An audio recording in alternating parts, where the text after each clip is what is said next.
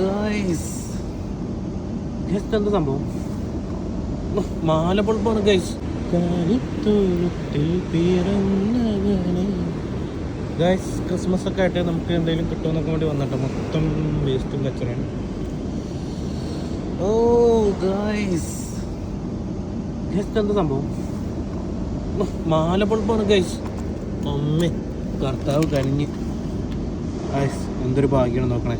Christmas ആയിട്ട് നമുക്ക് മാല bulb, star അങ്ങനെയുള്ള സംഭവം കിട്ടാനായിട്ട് കൊതിക്കുന്ന എത്ര പേരുണ്ട്. നമുക്കിത് കൊണ്ടുപോയിട്ട് ബാറ്ററി ഇട്ട് കത്തണ്ടോ കേട്ടോ.